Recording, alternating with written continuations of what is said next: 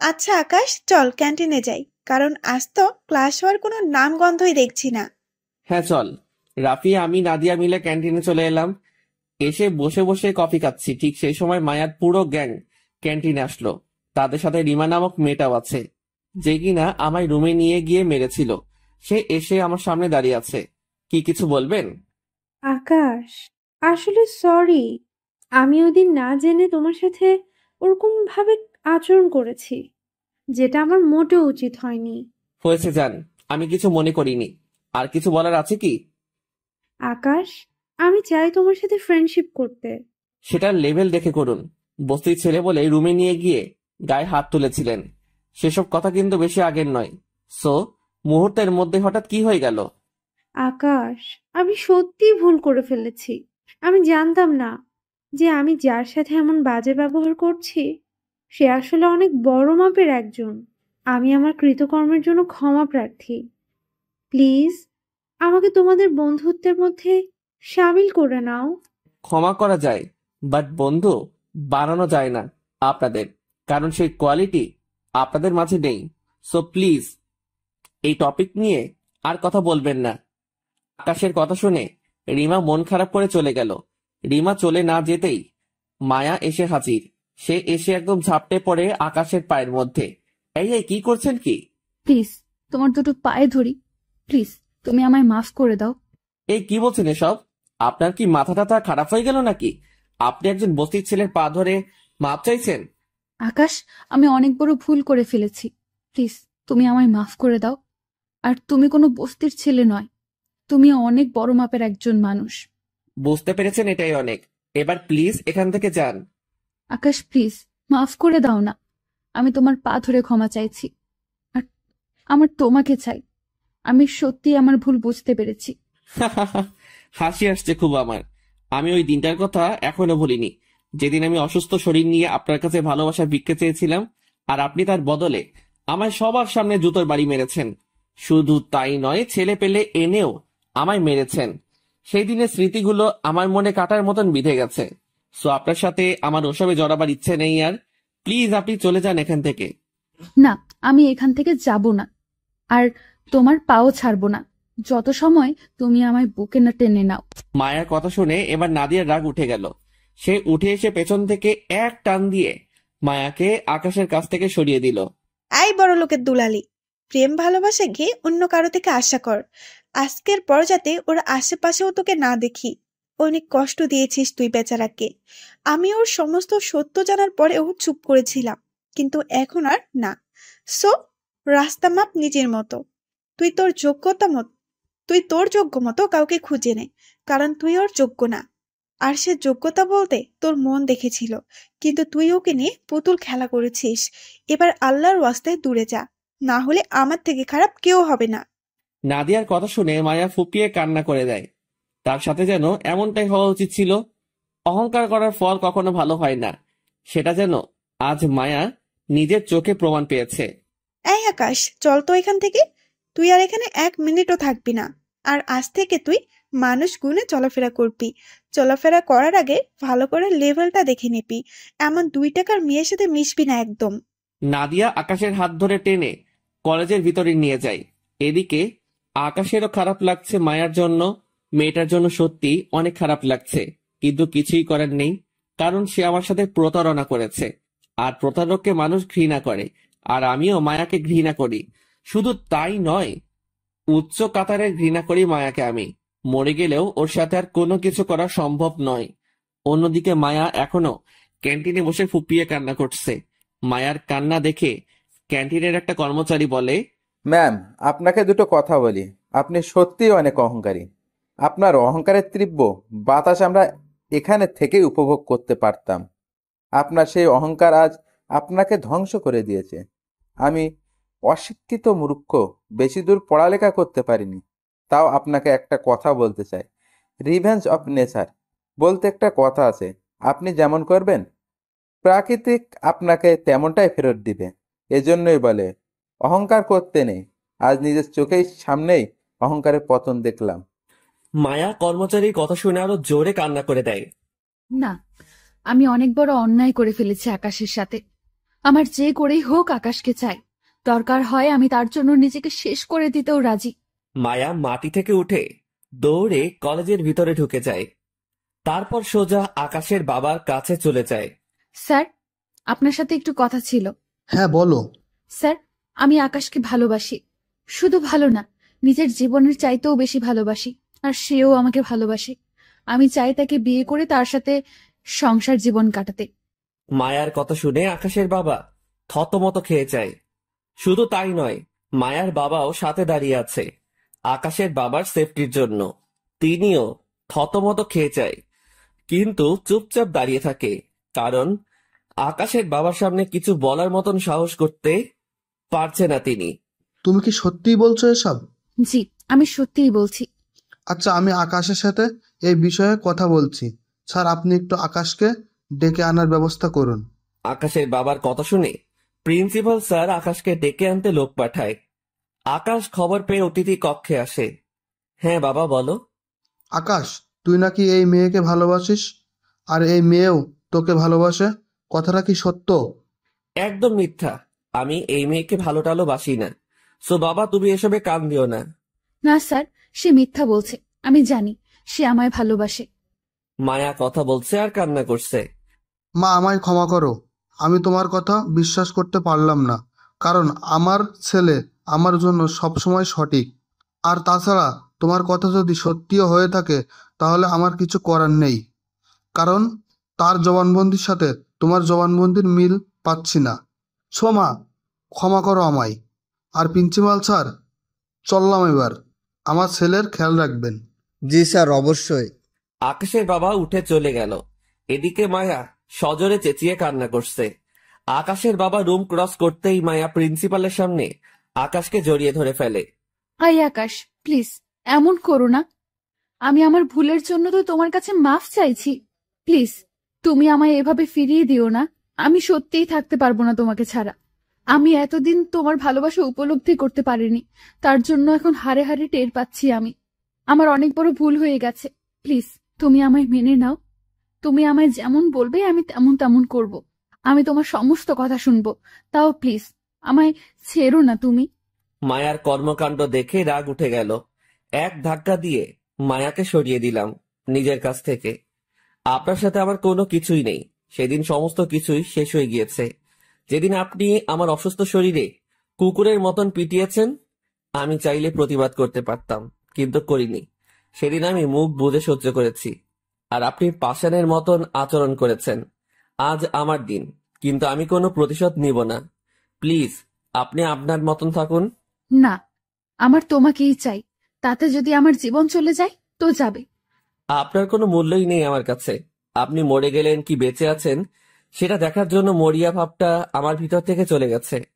ও কলিজা, প্লিজ এমন করো না।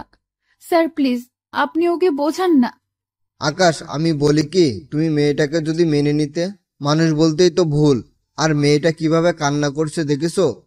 স্যার, ভুল মানুষ একবার করে, কিন্তু সে আমায় 1000 বার জখম করেছে। যেই ভুলের মাপ নাই। আকাশ, আমি তোমায় ভালোবাসা দিয়ে সমস্ত কষ্ট দূর করে দেব। প্লিজ তুমি আমায় ক্ষমা করে দাও। একবার বললাম তো যে আপনার ক্ষমা নেই, আর আমি আপনার সাথে কোনো দিনও ওসব কিছুতে জড়াবো না। সো প্লিজ রাস্তা মাপুন। তুমি যতদিন আমায় মাফ না করবে ততদিন আমি তোমার রাস্তা ছাড়বো না। মেয়েটার কথা শুনে মেজাজ গেল আরো গরম হয়ে। না, এই মেয়ের থেকে দূরে গেলেই আমার মুক্তি মিলবে। স্যার, আমি এই কলেজে আর থাকবো না। আমি ট্রান্সফার হয়ে যাব এখান থেকে। এই কলেজে থাকার আর বিন্দু পরিমাণ ইচ্ছে আমার নেই। আকাশের কথা শুনে মায়া এবং প্রিন্সিপাল দুজনেই থতমত খেয়ে যায়। প্রিন্সিপাল স্যার আকাশকে বোঝাতে শুরু করে, কিন্তু সে কোনো মতেই এই কলেজে থাকবে না। আকাশ, প্লিজ তুমি আমার কথাটা শোনো। আমি তোমার পিতার মতন। আমি তোমায় রিকোয়েস্ট করছি, প্লিজ তুমি এই কলেজ ছাড়িও না। তাহলে এই মেয়েকে আমার আশেপাশেও আসতে বারণ করেন। এই মেয়ে আমার বিরক্ত করলে আমি কলেজ ছেড়ে দিব। মায়া, তুমি আজকের পর আকাশের আশেপাশেও যাবে না। আমি চাই না তোমার জন্য সে কলেজ ছাড়ুক। তুমি যদি আজকের পর ওকে বিরক্ত করো, তাহলে তোমাকে আমি কলেজ থেকে বের করে দিব। প্রিন্সিপালের কথা শুনে মায়া একদম চুপচাপ হয়ে যায়। তার ভিতরে হাজার স্রোতে কষ্টের বন্যা বইলেও সে চুপ হয়ে যায়, কারণ আকাশ কলেজ ছেড়ে চলে গেলে তাকে সে চিরতরে হারাবে। স্যার, আমি বাসায় চললাম। আর মায়া, আপনাকে শেষ একটা কথা বলে রাখি, নাদিয়ার বাবা নাদিয়ার সাথে আমাকে বিয়ে দিতে চাই। সো আমি যদি বিয়ে করি নাদিয়াকে করব। এবার চললাম। আকাশ কলেজ থেকে বের হয়ে যায়। এদিকে আকাশের বলা শেষ কথাটা যেন মায়ার মনে বিশালভাবে আঘাত করে। এবার সে আর থাকতে না পেরে কান্না করতে করতে বের হয়ে যায়। অন্যদিকে আকাশ অতিথি কক্ষ থেকে বের হয়ে নাদিয়াদের কাছে চলে আসে। আকাশ অতিথি কক্ষ থেকে বের হয়ে নাদিয়ার কাছে চলে আসলো। তার সাথে রাফিও আছে। তাদের সাথে কথা শেষ করে বাসায় চলে গেলাম। শরীরটা অনেক দুর্বল লাগছে। ভাগ্যিস মাথার ক্ষতটা ঢেকে রেখেছিলাম, না হয়তো বাবার চোখে পড়লে কিয়ামত হয়ে যেত। বাসায় এসে ফ্রেশ হয়ে খেয়ে দিয়ে শুয়ে পড়লাম। নিত্যদিনের ন্যায় দিনটা কেটে গেল। পরের দিন সকালবেলা ঘুম থেকে উঠে কলেজে যাব, কিন্তু শরীর দিচ্ছে না। না, আজ কলেজে যাব না, শরীরটা ভালো ঠেকছে না আজ, তাই বাড়িতেই রয়ে গেলাম। অন্যদিকে নাদিয়া কলেজে যেতেই মায়া নাদিয়াকে ঝাপটে ধরে কান্না করে দেয়। এই মেয়ে, কি করছো কি তুমি? হ্যাঁ, বোন প্লিজ, আমার জীবনটা তুমি বরবাদ করো না। আমার আকাশকে চাই। মায়া দেখো, তুমি যেহেতু আমায় বোন ডাকলে তাই তোমার সাথে আর খারাপ আচরণ করলাম না, কিন্তু একটা জিনিস কি জানো, তোমার জীবনটা তুমিই নষ্ট করেছো। তুমি আকাশের সাথে ওইসব খারাপ আচরণ না করলে আজ সে তোমার থাকতো। আমি জানি আমি ভুল করেছি, আর আমার ভুলের ক্ষমা আমি না হয় যে কোনো উপায়েই কাটিয়ে নেব। কিন্তু সে তো তোমাকে বিয়ে করতে চায়। সে আমায় বলেছে বিয়ে করলে নাকি তোমাকেই করবে। কি? আকাশ এসব কথা বলেছে? হ্যাঁ, সে এসব কথা বলেছে। তোমার বাবা নাকি তার সাথে তোমার বিয়ে দিতে চায়, তাই সে তোমাকেই বিয়ে করবে। মায়া, আকাশ যদি সত্যি এমনটা বলে থাকে তাহলে তুমি চিরতরে ওর থেকে সরে যাও, কারণ আমিও মনে মনে তাকে ভালোবাসি, কিন্তু বন্ধুত্ব নষ্ট হওয়ার ভয়ে কখনো তাকে মনের কথা বলতে পারিনি। সো প্লিজ ওর থেকে দূরে থাকো। নাদিয়া, কলিজার বোন আমার, প্লিজ তুমি এমনটা করো না। মায়া, আমি কোনো কিছুই করছি না। সে যদি তোমায় মেনে নেয় তাহলে আমি তোমাদের মাঝেও আসবো না, কিন্তু আমার ভালোবাসা যখন সেধে আমার কাছে এসেছে তখন তা আমি হাতছাড়া করব না। সো প্লিজ নিজের মতো থাকো, আর আমাকে আমার মতো থাকতে দাও। নাদিয়ার কথা শুনে বুকের ভিতরটা খলখল করছে মায়ার। তার যেন মরে যেতে ইচ্ছে করছে এখন। সে যেন কোনো মতেই নাদিয়াকে মেনে নিতে পারছে না। আকাশের পাশে আজ তার ভিতরের আর্তনাদ যেন কেউ শুনতে পাচ্ছে না। তার অহংকারী বান্ধবী গুলাও তার সঙ্গটা ছেড়ে দিয়েছি। সে উঠে কলেজ থেকে একটু দূরে একটা পুকুর আছে, সেখানে চলে যায়। সেখানে গিয়ে ইচ্ছা মতন কাঁদতে শুরু করে। অন্যদিকে আকাশ অসুস্থ শরীর নিয়ে শুয়ে আছে। তখনই তার কাছে একটা ফোন আসে।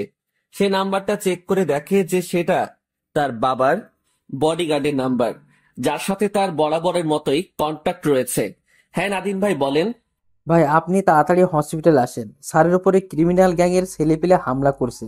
স্যার অফিসে যাওয়ার সময় অনেক ছেলেপিলে একত্রে স্যারের গাড়ি আটকায় আর গাড়ি ভাঙচুর করতে আরম্ভ করে, যার দরুন স্যারের মাথায় অনেক চোট লেগেছে। ডক্টর বলেছে আশঙ্কাজনক, ওনার যে কোনো সময় বিপদ ঘটতে পারে। নাদিম ভাইয়ের কথা শুনে ভিতরটা যেন মোচড় দিয়ে উঠল। হে আল্লাহ, কি শুনলাম এসব! খোদার কসম, আমার বাবার যদি কিছু হয় তাহলে এক একটাকে খুঁজে বের করে 70 হাত মাটির নিচে দাফন করে দিব।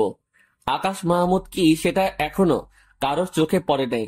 যেদিন পড়বে সেদিন পালাবার মতন জায়গা খুঁজে পাবে না কেউ। তারপর সেইভাবেই হসপিটালের উদ্দেশ্যে রওনা হয়ে গেলাম। হসপিটালে গিয়ে পৌঁছতেই দেখি নাদিয়া সেখানে। নাদিয়াকে দেখেই যেন 1000 ভোল্টের একটা শক খেলাম। নাদিয়া, তুই এখানে কি করে? আর তুই না কলেজে ছিলি? আরে একটু আগে আসলাম। বাবা একটু আগে আমায় ফোন করে তাড়াতাড়ি বলল কলেজ থেকে বের হয়ে গেটের সামনে দাঁড়াতে। তারপর আমি কলেজ থেকে বের হয়ে গেটের সামনে দাঁড়াই, আর ওনারা আমার সাথে করে এখানে নিয়ে আসে। বলে নাকি তোর বাবার উপরে হামলা হয়েছে, আর আমি আসার আগে অনেক কয়টা ফোনও দিয়েছি তোকে, কিন্তু তুই ফোন রিসিভ করিসনি। কি বলিস? তুই আমায় ফোন দিয়েছিস? দাঁড়া দেখি আগে। পকেট থেকে ফোনটা বের করে দেখি সত্যি নাদিয়া আমায় অনেক কয়টা ফোন দিয়েছে, কিন্তু আমি তাড়াহুড়ায় আর খেয়াল করিনি। আচ্ছা ছাড় এখন এসব কথা, আগে বাবার কাছে গিয়ে দেখি কি অবস্থা। বাবাকে নাকি ইমার্জেন্সি রুমে রাখা হয়েছে। আমার যেন পুরো দুনিয়াদারি ভো ভো করে ঘুরছে। ইমার্জেন্সির সামনে যেতেই দেখি মা আর ছোট বোন বসে বসে কান্না করছে। তারা আমাকে দেখতে পেয়েই দৌড়ে এসে জড়িয়ে ধরে কান্না করে দিল। আকাশ, তোর বাবার এমন ক্ষতিটা কে করলো রে? তোর বাবা কার এমন কি ক্ষতি করেছে যে তারা এভাবে হামলা করলো? মা তুমি টেনশন করিও না, বাবা ঠিক হয়ে যাবেন। আর যারা এমন করেছে তাদের কিয়ামত আমি ঘটিয়ে দেব। তোমার ছেলে ভালো হয়েছে দেখে নিজের পরিবারের উপরে আঘাত সে সহ্য করবে না, সে তার কড়া জবাব দিবে। ওদের কাউকে ছাড়বি না তুই? না মা, ওদের কাউকে আমি ছাড়বো না। মা আর ছোট বোনকে কোনো মতে শান্ত করলাম। অন্যদিকে বাবার এই নিউজ শুনে মিডিয়ার লোক এবং নামি দামি নেতারা ছুটে এসেছে দেখার জন্য। সবাই হতাশ বাবাকে নিয়ে। কিছু সময় পর ডক্টর জানালো যে বাবা ডেঞ্জারের বাহিরে আছে। ডক্টরের কথায় সবাই প্রাণ ফিরে আসলো। মা তো খুশিতে জায়নামাজে বসে পড়েছে। সবার মনেই খুশির জোয়ার, কিন্তু আমার ভিতরে আগুন জ্বলছে। কে করেছে বাবার সাথে এমন ধারা কাজ? তাদের পেলে সত্যি কিয়ামত ঘটিয়ে দিব। না, একটু খোঁজ নেওয়া দরকার ক্রিমিনাল গ্যাংয়ের। এই নাদিয়া, শোন তো, হ্যাঁ বল। তুই এদিকে একটু খেয়াল রাখ, আমি একটু কাজে বের হব। আচ্ছা। নাদিয়াকে দায়িত্ব দিয়ে আমি বের হয়ে গেলাম ক্রিমিনাল গ্যাংয়ের খোঁজ করতে। অন্যদিকে মায়া তো পুরো পাগল হয়ে যাচ্ছে আকাশকে কলেজে না দেখতে পেয়ে।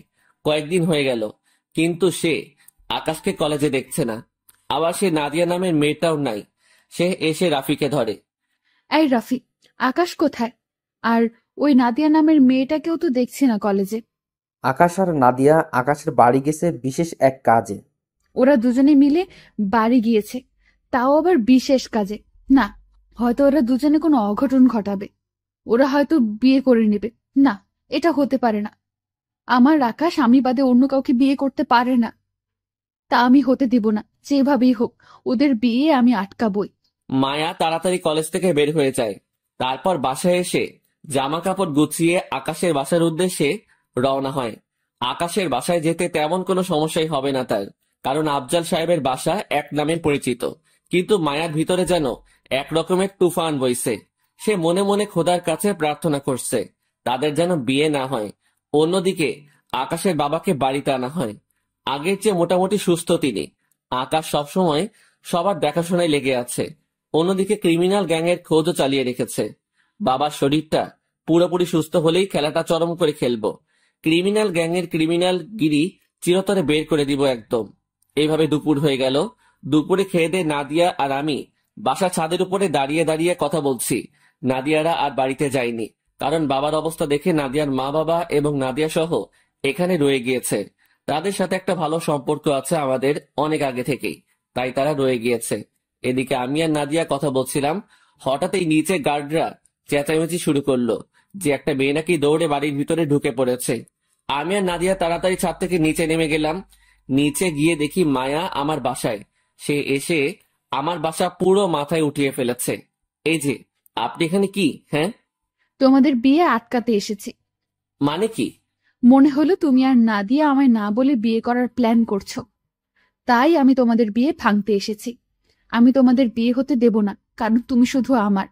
এই যে সস্তা নেশা করে আসছেন মনে হয়, না ফ্রিতে কেউ নেশা করিয়েছে আপনাকে যে এসে আবল তাবল বকছেন? আবোল তাবোল না, আমি তোমাদের বিয়ে হতে দিব না। মেজাজ খারাপ করবেন না, ভালোই ভালো বলছি। এখান থেকে চলে যান, না হয় খারাপ কিছু ঘটবে। না, আমি যাব না। তোমার যা করার করো। মায়ার কথা শুনে রাগ উঠে গেল। গিয়ে সোজা ওর হাতটা টেনে ধরে ঘর থেকে বের করে দিলাম। তাকে বের করে দিয়ে দরজা আটকে দিয়েছি, কিন্তু সে সজোরে দরজা ধাক্কাচ্ছে। এদিকে মা এসে জিজ্ঞেস করছে, কি হয়েছে আকাশ? কে এমন দরজা ধাক্কাচ্ছে? মা এক পাগল, তুমি ছাড়ো তো ওসব কথা। আচ্ছা দেখি কে এসেছে সে, আর পাগল হলে দুমুঠো খাবার খাইয়ে দিব। আকাশের মা সত্যিই পাগল মনে করে গিয়ে দরজা খুলে দেয়। আর তখনই মায়া আকাশের মাকে ঝাপটে জড়িয়ে ধরে কান্না করে দেয়। আন্টি প্লিজ, আপনি নাদিয়া আর আকাশের বিয়ে দিবেন না। আমি আকাশকে অনেক বেশি ভালোবাসি। ওর অন্য কারোর সাথে বিয়ে হলে আমি মরেই যাব। আকাশের আম্মু তো পুরাই অবাক। এই মেয়ে, কি সব বলছো তুমি? কার বিয়ে হচ্ছে এখানে? আমার তো কিছুই মাথায় খেলছে না। নাদিয়া আর আকাশের কি বিয়ে হচ্ছে না? না, কারোরই এই তো বিয়ে হচ্ছে না। আর ওরা তো বাবার অসুখের জন্য বাড়ি এসেছে। কি সত্যি? মিথ্যা বলার কি আছে? যাক, তাহলে শুক্রিয়া। কিন্তু তুমি কে? আমার নাম মায়া। আপনার ছেলে আমাকে ভালোবাসে। আমি আপনার ছেলের ভবিষ্যৎ বউ আর আপনার বৌমা। মায়ার মুখ থেকে সব শুনে আকাশের আম্মু বেকুব হয়ে যায়, কিন্তু আকাশের চরম রাগ উঠে যায়। সে সোজা গিয়ে মায়ার চুলের মুঠি ধরে টানতে টানতে একদম ঘরের বাহির দিয়ে আসে। এই শোন, তোর মতন মেয়ে আমার যোগ্য না। আজকের পর যেন তোকে আমার সামনে আর না দেখি। যদি সত্যি ভালোবেসে থাকিস তাহলে আজকের পর আর চোখের সামনে আসবি না। আর গার্ড দ্বিতীয়বার যেন এই মেয়ে বাড়িতে আসতে না পারে সেই দিকে খেয়াল রাখবেন সকলেই। জি স্যার। আকাশ মায়াকে ঘর থেকে বের করে দিয়ে বাসায় আসে। কি রে আকাশ, তুই মেয়েটার সাথে অমন করলি কেন? মা, মেয়েটা তোমার ছেলের জীবনের সবচাইতে বড় কাটা। সে তোমার ছেলেকে পুরো ছন্ন ছন্না করে দিয়েছিল। এই মেয়ে বিশাল আকৃতির অহংকারী, তাই তাকে শিক্ষা দিলাম ওর মতন মেয়ের কোনো জায়গা নাই এখানে। বাবা কারোর সাথে অমন করতেন না, সে যত অন্যায় করুক না কেন। মা, সে শুধু অন্যায় নয়, সে আমার প্রাণ কেড়ে নিতে চেয়েছিল। সে আমার সাথে সে ভয়ঙ্কর আচরণ করেছে। সে আচরণ কারোর সাথে করলে মারাই যেত। আমি তো তাও সহ্য করে আছি। আচ্ছা মা, বাদ দাও এখন ওর কথা। বাবা কি করছে? তোর বাবাকে শুইয়ে দিয়ে আমি ফ্রেশ হতে যাচ্ছি। আচ্ছা যাও। আম্মু চলে গেল, আমি আর নাদিয়া আবারও ছাদে চলে গেলাম। আকাশ, আমার মনে হয় কি মায়া সত্যি তোকে অনেক ভালোবাসে। সে হয়তো না বুঝে এমন ভুল করে ফেলেছে। নাদিয়া, মায়ার বিষয় নিয়ে আর একটা কথা বললেও তোর সাথে আমি কথা বলা অফ করে দিব। আর শুনে রাখ একটা কথা, তোর বাবা চেয়েছিল তোর সাথে যেন আমার বিয়ে হয়, সো আমি তোর বাবার ইচ্ছাই পূরণ করব। আর এখন থেকে তোর প্রতি ফোকাস করব। আকাশের কথা শুনে নাদিয়ার ভিতরে যেন খুশির জোয়ার বইছে, কিন্তু সেটা সে আকাশকে বুঝতে দিল না। আচ্ছা ঠিক আছে, তোর যেমন ইচ্ছা। এইভাবেই আরো কয়েকটা দিন কেটে গেল। আকাশের বাবা পুরোপুরি সুস্থ এখন। আকাশ এখন পুরোপুরি কাজে নামবে খেলার জন্য। তবে আরেকটা কথা, মায়া এরপরে আর কোনো ধরনের সমস্যাই করেনি। এদিকে আকাশ ক্রিমিনাল গ্যাংয়ের খোঁজ নিয়ে জানতে পারে তারা আকাশের বর্তমান শহরেই থাকে। সেখানে আকাশ লেখাপড়া করে। আকাশ নাদিয়াকে নিয়ে সেই শহরে চলে যায়। তারপর ক্রিমিনাল গ্যাংয়ের খোঁজ করতে থাকে। এদিকে আবার কলেজও কন্টিনিউ করে। তবে একটা জিনিস সে লক্ষ্য করে যে মায়াকে সে অনেকদিন ধরে কলেজে দেখছে না। দূর, যাই হবে হোক, মায়াকে দিয়ে আমার কোনো কাজ নেই, কারণ সে একটা অহংকারী মেয়ে। আমি এখন থেকে নাদিয়ার উপরে ফোকাস করব। সো তাই করলাম, নাদিয়ার উপরে ফোকাস করলাম। ধীরে ধীরে নাদিয়ার উপরে আসক্ত হয়ে গেলাম। বেশ ভালো বন্ডিং হয়ে গেছে আমাদের মধ্যে। আরো একদিন সকালবেলায় কলেজে যাওয়ার জন্য রেডি হচ্ছি, তখনই একজন ফোন দিয়ে ক্রিমিনাল গ্যাংয়ের তথ্য দিল। ভাই, ক্রিমিনাল গ্যাংয়ের তথ্য পেয়ে গেছি। তারা এমনি এমনি আপনার বাবার উপরে হামলা করেনি। তাদেরকে কেউ হামলা করতে টাকা দিয়েছে, আর আমি তার তথ্য বের করেছি। কে সে? আমি আপনাকে ছবি মেইল করছি। আচ্ছা, মেইল আসার অপেক্ষা করছি। কিছু সময়ের মধ্যে মেইলটা চলে আসলো। আমি মেইলটা ওপেন করতে একটা ছবি চোখের সামনে ভেসে উঠলো। ছবিটা দেখে যেন পায়ের নিচ থেকে বাটি সরে গিয়েছে আবার। কারণ ছবির মানুষটার কেউ না, সে হলো নাদিয়ার বাবা। তার মানে নাদিয়ার পরিবার ওই সমস্ত চক্র পাকিয়েছে বাবাকে মারার জন্য। আমার যেন নিজের চোখকে বিশ্বাস করাতে কষ্ট হচ্ছে নাদিয়ার বাবাকে এসব কিছুর পিছনে দেখতে পেয়ে। শরীরটা পুরো গিরগির করে কাঁপছে। যে মানুষটাকে এতটা বিশ্বাস করে আমার পরিবার, সেই মানুষটা শেষমেশ কালপিট বের হলো। না, আজ আর কলেজে যাব না। আজ সারাদিন নাদিয়ার বাবার খোঁজ বের করব। কেন সে এমন করলো? যেমন ভাবা তেমন কাজ। কলেজে না গিয়ে নাদিয়ার বাবার খোঁজ বের করতে চলে গেলাম। এদিকে নাদিয়া ফোনের উপরে ফোন দিয়ে যাচ্ছে, কিন্তু আমার বিন্দু পরিমাণ ইচ্ছে করছে না ওর সাথে কথা বলতে। কারণ তার পুরো পরিবারই হয়তো এসবের সাথে যুক্ত আছে। তাই আর সেই দিকে ভ্রুক্ষেপ না করে নাদিয়ার বাবার আসল উদ্দেশ্য কি সেসব কিছু খোঁজ করতে করতে দুপুর হয়ে গেল, কিন্তু কোনো কিছুই হাতে লাগলো না। কারণ মানুষের মনে রহস্য কখনোই বের করা সম্ভব নয়। তাই বাসায় ফিরে এলাম। বাসায় ফিরে আসতেই দেখি নাদিয়া আমার ঘরের সামনে দাঁড়িয়ে আছে। এই ছেলে, তোকে সারাদিন কয়বার ফোন দিয়েছি? হ্যাঁ, তুই আমার ফোনই উঠাচ্ছিস না। আমার কতটা টেনশন হচ্ছিল জানিস তুই, বেয়াদব। নাদিয়ার কথা শুনে কি বলবো ভেবে পাচ্ছি না, কারণ তাকে তো আমি ইগনোর করেছি। তাই তার টেনশন করাই স্বাভাবিক। তবে সত্যি কি টেনশন করেছে সে, নাকি এর ভিতরে কোনো রহস্য লুকিয়ে আছে কে জানে। কিরে, কথা বলছিস না কেন? নাদিয়া প্লিজ বাসায় চলে যা। আমার মন মেজাজ ভালো নেই। আমি তোর সাথে পরে কথা বলবো। না, আমি বাড়ি যাব না। আর কি হয়েছে বল না তোর? বিশ্বাস কর, আমার খুব টেনশন হচ্ছে। নাদিয়া প্লিজ এখন কোনো কিছু নিয়ে ফোর্স করিস না। এমনিতেই মাথা বিগড়ে আছে। নাদিয়া আর কোনো কিছু জিজ্ঞেস করে না। সে চুপচাপ গিয়ে আকাশকে জড়িয়ে ধরে ওর কাঁধে মাথা রাখে। নাদিয়া তুই বাড়ি চলে যা না প্লিজ। আকাশ, আমি তো তোকে আর কোনো কিছু নিয়ে ফোর্স করছি না, তাও কেন এভাবে তাড়িয়ে দিচ্ছিস? কি এমন দোষ করেছি আমি? নাদিয়া আমি জানি না তুই কি করেছিস, তবে আমি এখন আর কাউকে বিশ্বাস করি না। সো প্লিজ তুই বাড়ি যা, আর আমাকে একা থাকতে দে। আকাশ, মানে কি বলছিস? নাদিয়া তোকে বলেছি বাড়ি যেতে। আচ্ছা যাচ্ছি। আর শোন, কোথা থেকে এসেছিস তুই তা আমি জানি না, তবে তোকে অনেক টায়ার্ড দেখাচ্ছে। প্লিজ ফ্রেশ হয়ে কিছু খেয়ে নিস, আমি চলে যাচ্ছি। নাদিয়া চলে গেল। এদিকে আমার মাথা পুরো হ্যাং হয়ে আছে। দুনিয়াটাই আসলে স্বার্থপর দিয়ে পরিপূর্ণ। এই স্বার্থপরের দুনিয়ায় কাউকে বিশ্বাস করা কঠিন। তারপর আমি বাসায় ঢুকে গেলাম। বাসায় ঢুকে ফ্রেশ হয়ে খাবার খেয়ে নিলাম। তারপর নিত্যদিনের ন্যায় বিছানায় গা এলিয়ে দিয়েছি। কিন্তু আজ কেন জানি ঘুম আসছে না। নাদিয়ার বাবার শয়তানি রূপটা খালি সামনে ভেসে আসছে। এসব নিয়ে ভাবতে ভাবতে ঘুমের সময় পেরিয়ে গেল। বিকেলবেলা বিছানা ছেড়ে উঠে গেলাম। কি করব ভেবে পাচ্ছি না। আমি কি সোজা গিয়ে নাদিয়ার বাবাকে মেরে মাটির নিচে দাফন করে দিব, নাকি আরো একটু যাচাই বাছাই করব? না, আরো একটু যাচাই বাছাই করি। কারণ তার বাবা কি এসবের সাথে একা জড়িত, নাকি তার সাথে পুরো পরিবার জড়িত, সেটা আগে শিওর হওয়া দরকার। এইসব নিয়ে ভাবতে ভাবতে দিনটাও পার হয়ে গেল। পরের দিন সকালবেলায় উঠে কলেজে চলে গেলাম। হাজারটা চিন্তা মাথায় ঘুরঘুর করছে। ক্লাসের দিকে কোনোভাবে ফোকাস করতে পারছি না।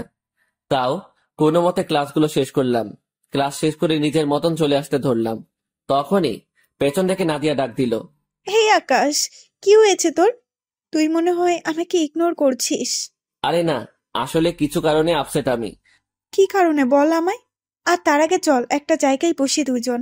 নাদিয়া আর আমি একটা জায়গায় বসলাম। হ্যাঁ বল, কি কারণে আপসেট তুই? নাদিয়া আসলে বাবার উপরে যারা হামলা করেছে তারা নাকি আমাদের খুব কাছের মানুষ, তাই সেটা কে হতে পারে সেসব ভেবেই আপসেট। নাদিয়াকে মিথ্যা বললাম, কারণ তাকে এখন তার বাবার কথা বলা যাবে না। আকাশের কথা শুনে নাদিয়া চমকে ওঠে। তার যেন গলার পানি শুকিয়ে গেছে পুরো। আকাশ, কাছের মানুষ বলতে কারা? সেটা সময় হলে জানতে পারবি। এখন এসব বিষয় নিয়ে আর কোনো কথা বলিস না। আচ্ছা যা, এই বিষয়ে আর কিছু বলবো না। নাদিয়ার সাথে এমনিই বসে বসে নর্মাল ভাবে কথা বলছিলাম। তখনই হুট করে একটা জায়গায় চোখ আটকে গেল আমার। মায়া গাড়ি নিয়ে কলেজ গেটের সামনে দাঁড়িয়ে আমাদের দুজনকে দেখছে। সে আমাদের দিকে এক ধ্যানে তাকিয়ে আছে। মনে হয় যেন কিছু বলতে চাই সে আমাকে। কিন্তু একটা জিনিস, সে কলেজে কেন আসে না? দূর, যা হবে হোক, আমার তাকে নিয়ে কোনো মাথা ব্যথা নেই। আমি নাদিয়ার সাথে কথা বলায় ফোকাস করলাম। আর সে কলেজ গেট দিয়ে ভিতরে ঢুকে আমার সামনে এসে দাঁড়ালো। কেমন আছো আকাশ? আমি মায়ার দিকে তাকাতেই ভিতরটা ছ্যাদ করে উঠল, কারণ মেয়েটা কাঁদছিল। আর তার চোখের নিচে ইয়া বড় বড় কয়েকটা কালো স্পট। মেয়েটার চেহারার অবস্থা দেখে আর খারাপ আচরণ করতে পারলাম না। জি আলহামদুলিল্লাহ, আপনি? যেমনটা রেখে গিয়েছিলে। আচ্ছা, আমি কি তোমার পাশে বসতে পারি? সুদটা শেষ বসা হবে? খারাপ কোনো উদ্দেশ্য নেই তো? আর শেষ বসা মানে? না, আমার কোনো খারাপ উদ্দেশ্য নেই। আর শেষ বসা বলতে সেটা সময় দেখতে পাবে। হয়তো এরপর আর কোনোদিন তোমার চোখের সামনে দেখবে না আমায়। মানে কি? আচ্ছা ছাড়ো এখন ওসব কথা। আচ্ছা, আমি না তোমার কাছে মাফ চাইতে এসেছিলাম। তবে তুমি ভেবো না যে আমার তোমাকে চাই বা তোমাকে পাওয়ার জন্য এসেছি, কারণ সেসব কিছুই আমার কপালে নেই। তোমার মতন লক্ষ্মী একটা ছেলেকে আমি ধরে রাখতে পারিনি। এর চাইতে জঘন্য আর কিছুই হতে পারে না। আচ্ছা, আমি সত্যিই তোমার কাছে মাফ চাইতে এসেছি, শেষবারের মতন। আমার খারাপ আচরণগুলো ভুলে তুমি আমায় মন থেকে মাফ করে দাও প্লিজ। ঠিক আছে, মাফ করে দিয়েছি। এবার চলে যান প্লিজ। চলে যাব তো, কিন্তু শেষ একটা ইচ্ছে রাখো আমার। আমি শেষবারের মতন তোমাকে একবার জড়িয়ে ধরতে চাই। মায়ার এমন ধারা কথা শুনে নাদিয়া তো রেগে বেগে আগুন। সে ঠাস করেই মায়ার গালে একটা থাপ্পড় বসিয়ে দেয়। এই মেয়ে, তোর কত বড় সাহস যে তুই আমার আকাশকে জড়িয়ে ধরতে চাস? মায়া নাদিয়ার হাতে থাপ্পড়কে ফুপিয়ে কান্না করতে শুরু করে। যেই মেয়ে পুরো কলেজে রাগ আর অহংকারের জন্য সেরা ছিল, সে আজ থাপ্পড়কে মাটির দিকে তাকিয়ে কান্না করছে। এই মেয়ে, কথা বলছিস না কেন? আর এখন ছাগলের মতো ভেবাচ্ছিস কেন? দুঃখে যখন খারাপ আচরণ করেছিলি তখন তোর মনে ছিল না? এবারও নাদিয়ার কথার উত্তরে মায়া কিছুই বলে না। এই নাদিয়া থাম, ওকে আর একটা ওয়ার্ডও বলবি না তুই। সে যেমন কর্ম করেছে তেমন ফল পাচ্ছে। কিন্তু সত্যি বলতে ভিতরে ভিতরে ফেটে যাচ্ছিল আমার মেয়েটার জন্য। মেয়েটার অবস্থা দেখে কলিজাটা মোচড় খাচ্ছে খালি বারবার। ইচ্ছে করছে ওকে জড়িয়ে ধরে সারা জীবনের জন্য বুকে নিয়ে নেই, কিন্তু কোনো কিছু একটা যেন বারবার বাধা দিচ্ছে আমাকে। আকাশ প্লিজ, শেষ একবারের মতন বুকে নাও না তুমি আমায়। আমি আর কোনোদিন তোমার কাছে কিছু চাইবো না। আমি আর কোনোদিন তোমার সামনে আসবো না। চিরতরে চলে যাব তোমার সামনে থেকে। মেয়েটার কথা শুনে এবার আর নিজেকে সামনে রাখতে পারলাম না। এক টান দিয়ে মায়াকে নিজের বুকের মধ্যে নিয়ে নিলাম। তারপর আমি হু হু করে কেঁদে দিয়েছি। এইভাবে মেয়েটাকে অনেকটা সময় বুকের মধ্যে নিয়ে রেখেছি। নিজের মধ্যে যেন কোনো হিতাহিত জ্ঞান নেই। হঠাৎ এই পাশ থেকে নাদিয়া আমায় হাত দিয়ে নাড়া দিল। তখনই হুঁশ ফিরে এলো। আমি সাথে সাথে মায়াকে ছেড়ে দিয়ে সেখান থেকে চলে এলাম। এত পরিমাণ কান্না আসছিল যে আর পিছনে ফিরে তাকাতে পারিনি। সোজা বাসায় চলে এসেছি। বাসায় এসে রুম আটকে বিছানায় মুখ গুজে কেঁদেছি ইচ্ছে মতন। কারণ মেয়েটাকে সত্যি আমি ভালোবাসতাম, কিন্তু সে তার কৃতকর্মের কারণে আজ আমার থেকে দূরে। ভিতরটা ফেটে যাচ্ছে আমার।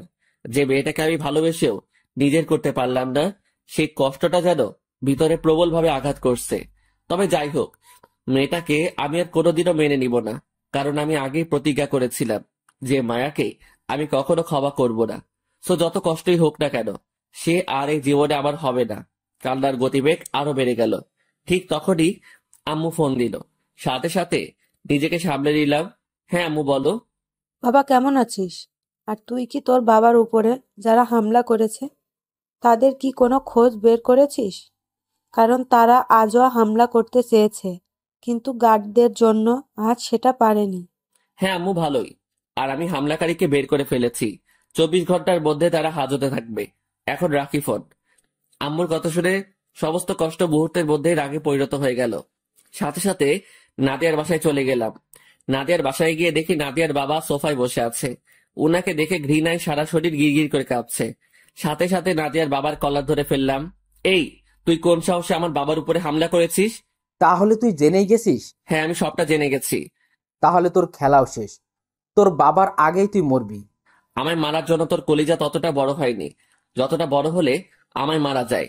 কিন্তু তুই আমার হাতে মারা পড়বি এখন। বলেই নাদিয়ার বাবাকে মারতে শুরু করলাম। কিন্তু হুট করে কোথা থেকে যেন অনেক ছেলে পেলে এসে আমায় ধরে ফেললো। আর পাশের রুম থেকে নাদিয়ার মা বেরিয়ে এলো। এই নাদিয়ার বাবা, কি হয়েছে? মুরগিটা সব জেনে গেছে আমাদের ব্যাপারে, তাই তাকে শেষ করে দিব এখন। ভেবেছিলাম আমাদের মেয়েটাকে তাদের কাছে বিয়ে দিয়ে সব সম্পত্তি আমাদের নামে করে নিব, কিন্তু সেটা তো সে হতে দিল না। তাই তার বাবার উপরে হামলা করিয়েছি। এখন সে সেটাও জেনে গেল। তার মানে তোরা সবাই জড়িত এসবের সাথে?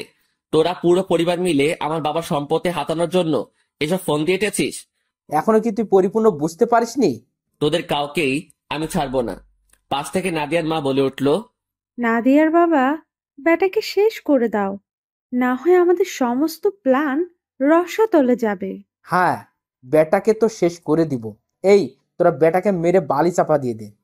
নাদিয়ার বাবার কথা অনুযায়ী তারা আমায় মারতে শুরু করলো। কিন্তু তারা জানে না যে তাদের বিপদ তারাই ডেকে আনছে।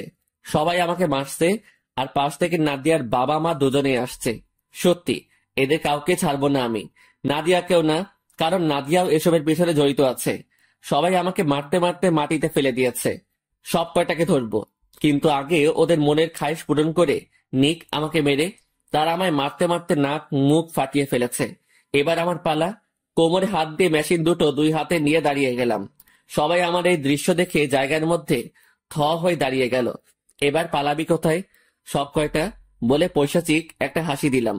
আজ রক্ত দিয়ে হোলি খেলেই এখান থেকে বিদায় হব। ঠিক তখনই নাদিয়া এসে আমার সামনে দাঁড়ায়। কোমরে হাত দিয়ে মেশিন দুটো দুই হাতে নিয়ে দাঁড়িয়ে গেলাম।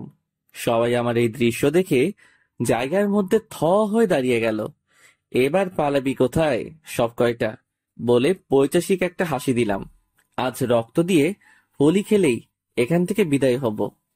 ঠিক তখনই নাদিয়া এসে আমার সামনে দাঁড়ায়। নাদিয়া, অবশেষে নিজের আসল রূপটা দেখিয়ে দিলি। নাদিয়া কোনো কথাই বলছে না। সে ভয়ানক দৃষ্টিতে আকাশের দিকে তাকিয়ে আছে। কিরে, কথা বলছিস না কেন? হাতে নাতে ধরা খেয়ে গলার আওয়াজ তালা লেগে গেছে বুঝি? দাঁড়া, তোদের সব কয়টাকে একই দড়িতে লটকাচ্ছি। আকাশ, তো যা করার আমার সাথে কর, কিন্তু আমার মা বাবার গায়ে একটা ফুলের টোকাও দিবি না তুই। তোর মতন ছলনাময়ীর কথা রাখার জন্য আমার ঠেকা পড়েনি। আমার সাথে চোখ উল্টেছিস তোরা। এবার তোদের সাথে আমি চোখ উল্টাবো। তোদের সব কয়টাকে মেরে একই গর্তে দাফন করে দিব। আকাশ প্লিজ, তুই শান্ত হ। তোর যা ইচ্ছে হয় আমার সাথে কর, আমি তাদেরকে প্রাপ্য শাস্তি দিচ্ছি। কিসের প্রাপ্য শাস্তি? তুই নিজেই তো বেঈমান। তাদের সাথে তোর খেলাও খতম করব। তোর মতন বেঈমান দুনিয়ায় বেঁচে থাকার অধিকার রাখে না। হ্যাঁ ঠিক আছে, আমায় মেরে ফেল, কিন্তু প্লিজ তুই একটু শান্ত হ, আর আমাকে 5টা মিনিট একটু সময় দে। কিসের সময় দিব তোকে? কেন সময় চাচ্ছি সেটা তুই নিজের চোখেই দেখতে পাবি। প্লিজ 5টা মিনিট সময় দে আমায়, তারপর না হয় তুই আমাদের সকলকেই মেরে ফেলিস। ওকে, ঠিক আছে, যা। তোদের 5 মিনিট সময় দিলাম। মরার আগে এই 5 মিনিট ভালো করে দুনিয়ার রংমহলটা দেখে নে, তারপর তোদের সব কয়টাকে আমি মেরে ফেলবো। ওদের 5 মিনিট সময় দিলাম, আর আমি মেশিন দুটো হাতে নিয়ে ওভাবেই দাঁড়িয়ে আছি।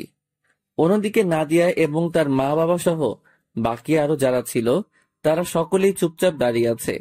নাদিয়া এবং তার বাবা মার সাথে নাদিয়ার বাবার চেলাপেলাদেরও শেষ করার প্ল্যান করেছে আকাশ। 5 মিনিট শেষ হতে আর মাত্র 30 সেকেন্ড বাকি। ঠিক সেই সময় হুড়হুড় করে একগাদা পুলিশ নাদিয়ার বাড়িতে ঢুকে পড়ে। সবাই পুলিশকে দেখতে পেয়ে থরথর করে কাঁপতে শুরু করে। তখনই পুলিশ অফিসার একজন বলে ওঠে, এখানে কে আসেনি? স্যার, এই 2জন ব্যক্তি যাহারা আমার মা বাবা, তাদের 2জনকে গ্রেফতার করুন। সবাই নাদিয়ার কথা শুনে অবাক, পুলিশ অফিসারও অবাক। আপনার মাথা ঠিক আছে তো? আপনি নিজের মা বাবাকে আসামি বলছেন? স্যার, আমার মাথা একদম ঠিক আছে। এই 2জন মানুষ আকাশ এবং পলিটিশিয়ান আফজাল সাহেবকে মারার প্ল্যান করে। শুধু তাই নয়, তাদের প্ল্যান ছিল আকাশের সাথে আমার বিয়ে দিয়ে তার সমস্ত সম্পত্তি হাতিয়ে নিতে, কিন্তু আকাশ রাজি না হয় এই 2জন মানুষ আফজাল সাহেবের উপর হামলা করে। সো ওনাদের গ্রেফতার করে নিয়ে যান, আর এমন চার্জ লাগাবেন তাদের উপরে তারা যেন কোনোদিন ওই কালকুটুরি থেকে বের হতে না পারে। আজ তাদের মতো জঘন্য মা বাবার জন্য আমার প্রিয় মানুষটার কাছে আমার জায়গা ছোট হয়ে গিয়েছে। তবে আমার আফসোস নেই, দোষীদের শাস্তি আমি দিতে পেরেছি। আর যদি আড়ালে দাঁড়িয়ে থেকে আকাশ এবং আমার বাবা মায়ের কথোপকথন শুনতে না পেতাম, তাহলে কোনো দিন এই জানতে পারতাম না যে আকাশের বাবাকে মারার পেছনে এই 2টা জঘন্য মানুষের হাত রয়েছে, এবং তাদের অসাধু মতলব সম্পর্কেও জানতে পারতাম না। প্লিজ অফিসার, ওনাদেরকে ধরে নিয়ে যান এবং কঠিন শাস্তি দিবেন ওনাদেরকে। নাদিয়া মা, তুই আমাদের এত বড় শাস্তি দিতে পারলি? তুই না আমাদের সন্তান? তুই আমাদের সন্তান হয়ে আমাদেরকেই নরকে ঢেলে দিচ্ছিস? আপনাদের ওই মুখে আমার নাম উচ্চারণ করবেন না, কারণ আপনাদের মতো জঘন্য মানুষের সন্তান হয়ে আমি নিজেই লজ্জিত। উপরওয়ালা আপনাদের মতো বাবা মা কাউকেই না বানাক। তাহলে ওনাদেরকে আমরা গ্রেপ্তার করে নিয়ে গেলাম। জি অবশ্যই, এবং সাথের ওই চালাপালাগুলোকেও নিয়ে যান। অফিসার নাদিয়ার কথা মতন সবাইকে ধরে নিয়ে গেল। এদিকে নাদিয়ার কর্মকাণ্ড দেখে আকাশ পুরো অবাক। সে যেন নিজের চোখকে বিশ্বাস করাতে পারছে না একটু আগের কর্মকাণ্ডগুলো। ও আল্লাহ, আমি তো আরো ভেবেছি সবকিছুর পিছনে নাদিয়ারও একটা রোল আছে, কিন্তু এখানে তো নাদিয়াই তার বাবাকে প্রাপ্য শাস্তি দিল। কোনো কথাই যেন মুখ দিয়ে বের হচ্ছে না আমার। নাদিয়ার উপর থেকে সমস্ত প্রখরতা মুহূর্তের মধ্যেই যেন হাওয়া হয়ে গেল। আমি আর কোনো কথা না বলে সোজা নাদিয়ার বাসা থেকে বের হয়ে আসলাম। নাদিয়ার বাসা থেকে বের হয়ে সোজা ওভারব্রিজের উপরে চলে গেলাম। মাথায় যেন কিছুই খেলছে না। নাদিয়ার জন্য মনের মধ্যে বিশাল একটা জায়গা হয়ে গেল।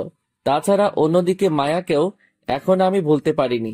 তার জন্যও মনের কোণে কোনো একটা টান কাজ করে। কি করব আমি ভেবে পাচ্ছি না। চুপচাপ ব্রিজের উপরে বসে আছি। তখনই ফোনটা বেজে উঠল। ফোনটা হাতে নিয়ে দেখি বাবা ফোন দিয়েছে। আকাশ, শুনলাম নাকি নাদিয়ার বাবা মাকে পুলিশ ধরে নিয়ে গেছে? হ্যাঁ বাবা। কিন্তু কারণটা কি? বাবা, তারাই তোমাকে মারার প্ল্যান করেছে। তারা শুরুতে আমার সাথে নাদিয়ার বিয়ে দিয়ে সমস্ত সম্পত্তি নিজের নামে করে নিতে চেয়েছে, কিন্তু আমি তাদের না করি। তাই তারা তোমার উপরে হামলা করে। আর তাদের প্ল্যান সম্পর্কে জানতে পেরে আমি তাদেরকে হাতে নাতে ধরে ফেলি। আমি ভেবেছি তাদের পুরো পরিবার এই জড়িত এসবের সাথে, কিন্তু অবশেষে দেখি নাদিয়াই তার বাবা মাকে পুলিশের হাতে তুলে দিয়েছে। সে এসব কিছু সম্পর্কে জানতো না। তার বাবা এবং মায়ের প্ল্যান ছিল এসব কিছু। কি, নাদিয়ার বাবা মা করেছে এই জঘন্য কাজ? হ্যাঁ বাবা। ওদের তো আমি ছাড়বো না। বাবা, তোমার আগে নাদিয়াই ওদের গলা চিপে ধরেছে, থানায় ধরিয়ে দিয়ে বলেছে এই 2টো মানুষকে সারা জীবন কালকুটুরিতে বন্দি করে রাখতে। যাক, মেয়েটা তাহলে ওদের থেকে আলাদা। হ্যাঁ বাবা। আচ্ছা ঠিক আছে, তাহলে তুই থাক এখন, আমার একটু কাজ আছে, আমি তোর সাথে পরে কথা বলবো। আচ্ছা বাবা। আব্বুর সাথে কথা বলে ফোন রেখে দিলাম। রাত বাজে 9টা। তাড়াতাড়ি উঠে বাসায় চলে গেলাম। বাসায় গিয়ে হাত মুখ ধুয়ে বিছানায় শুয়ে আছি। হোটেল থেকে খাবার দিয়ে গেছে, কিন্তু আমার ভিতরে যেন খাবারই নামছে না। তাই না খেয়ে খাবারগুলো ওভাবে রেখে দিলাম। বিছানায় শুয়ে গড়াগড়ি করছি। ঠিক তখনই কলিং বেল বেজে উঠল। বিছানা ছেড়ে উঠে গিয়ে দরজা খুলে দিলাম। দরজা খুলতেই দেখি নাদিয়া কাপড় চোপড় হাতে নিয়ে দাঁড়িয়ে আছে আর ফুপিয়ে ফুপিয়ে কান্না করছে। কিরে, তুই এখানে কেন? তো কই যাব বলো আমি? বাবা মা দুটোই তো শয়তানি করতে গিয়ে জেলে গিয়েছে, মাঝে একা হয়ে গেলাম আমি। আমার তো আর যাওয়ার কোনো জায়গা নেই তোর কাছে আসা ছাড়া। আচ্ছা, আয় ভিতরে। কিন্তু মানুষ দেখলে তো কেলেঙ্কারি হয়ে যাবে। মানুষ বলবে আমি মেয়ে নে, রাত বিরাতে অশ্লীলতা করি। প্লিজ এভাবে বলিস না। আমি অপরাধ হয়ে তোর কাছে এসেছি। আমার তোকে খুব প্রয়োজন, আমার মাথা গোজার মতো কাউকে চাই, কিন্তু আমার তো কেউই নেই তুই ছাড়া। প্লিজ আমায় নিজের করে নে। মানে বুঝলাম না। তুই আমায় বিয়ে করে নিজের বউ বানিয়ে নে প্লিজ। আমি সারা জীবন তোর কাছে থাকতে চাই। আমি সারা জীবন তোর বুকে মাথা রেখে কাটাতে চাই। নাদিয়া, সেসব কিছুর জন্য তো বাসায় জানাতে হবে, কিন্তু মানুষ তো কাল সকালে ঢোল পেটাতে শুরু করবে তোকে আর আমাকে নিয়ে। আচ্ছা চল, আমরা একটা কাজ করি, কাল সকালে আমরা বিয়ে করে ফেলি। কোর্টে গিয়ে পড়া না হয় বাসায় জানিয়ে দিস, আর তখন বড় করে অনুষ্ঠান করিস। নাদিয়া, বিয়ে কোনো ছেলে খেলা নয়, কিন্তু তোকে যেহেতু সেদিনই বলেছি যে তোকে আমি তোর প্রতি ফোকাস করব, সো তোর উপরে ফোকাস করব, কিন্তু তার জন্য একটু সময় চাই। তুই কয়েকটা দিন এখানে গা ঢাকা দিয়ে থাক, পরে আমরা বিয়ে করে নিব। আর ততদিন না হয় মানুষের কথা আমরা কানে না নিলাম। আচ্ছা ঠিক আছে। নাদিয়ার কাপড় চোপড় সবকিছু বাসায় ঢুকিয়ে দিয়ে মাটিতে বিছানা করলাম। তাকে বললাম খাটে থাকতে, আর আমি ফ্লোরিং করে থাকবো। তারপর সেভাবে থাকতে শুরু করলাম। পরের দিন সকালবেলায় কলেজে চলে গেলাম নাদিয়াকে নিয়ে।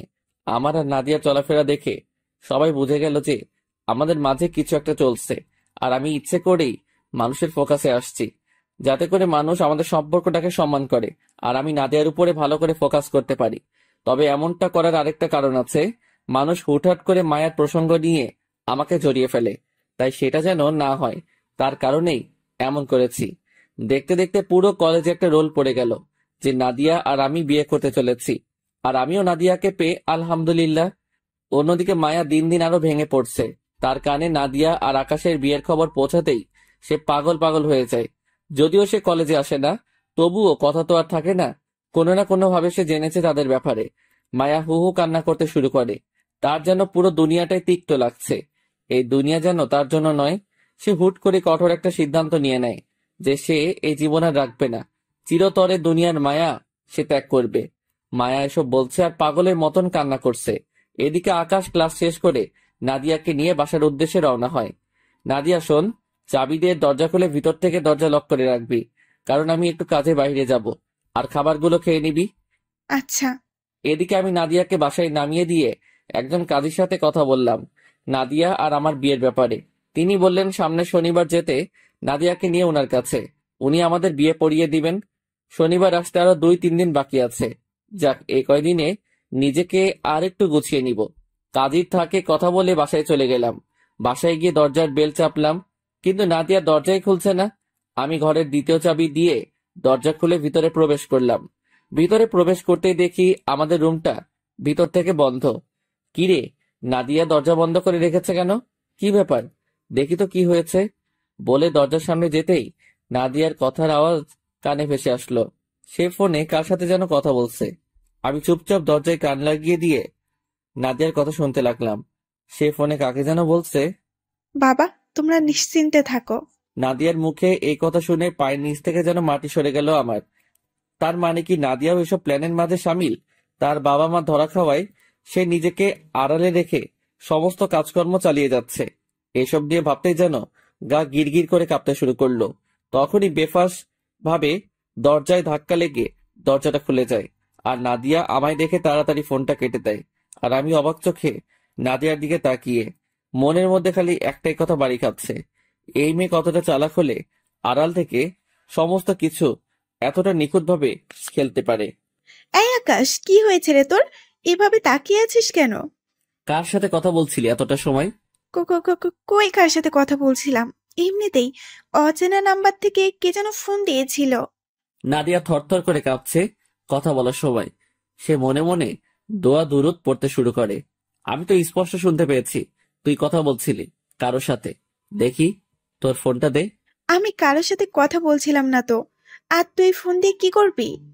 তোকে ফোন দিতে বলেছি, ব্যাস ফোন দিবি। মুখের উপরে এত কথা বলছিস কেন তুই? নাদিয়া তাড়াতাড়ি ভয়ে আকাশকে ফোন দিয়ে দেয়। আকাশ ফোনটা হাতে নিয়ে ডায়াল কল থেকে নাম্বার বের করে সবার উপরে নাম্বারটাতে ফোন দেয়। নাম্বারে রিং পড়ছে, কিন্তু ফোন রিসিভ হচ্ছে না।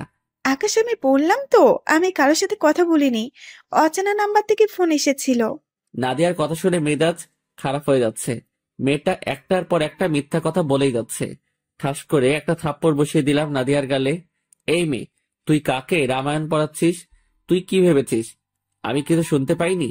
তুই এতটা সময় কার সাথে কথা বলছিলি তা আমি নিজের কানেই শুনেছি। নাদিয়া থতমত খেয়ে যায় আকাশের কথা শুনে। সে গালে হাত দিয়ে আকাশকে বলে, মানে? মানে হলো তুই এতটা সময় তোর বাবার সাথে কথা বলছিলি, আর তুইও তোর বাবা মায়ের সাথে সামিল আছিস সবকিছুতে। আকাশের কথা শুনে নাদিয়ার চোখ বড় বড় হয়ে যায়। আকাশ, কি বলছিস সেসব? আমি যাই বলেছি ঠিকই বলেছি। আমার সাথে গুটিবাজি করিস? হ্যাঁ, আজ তোকে তো আমি উপরে পাঠিয়ে দিব। আকাশ কোমর থেকে মেশিনটা বের করে নাদিয়ার কপালে ঠেকে ধরে। আজকে নাদিয়ার খেলা শেষ।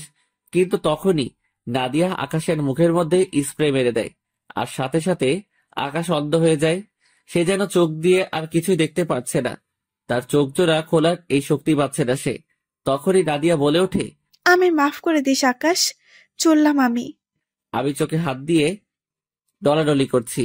বেশ অনেকক্ষণ পর আমার চোখ আবার আগের ন্যায় হয়ে গেল, কিন্তু নাদিয়া পালিয়ে গেছে।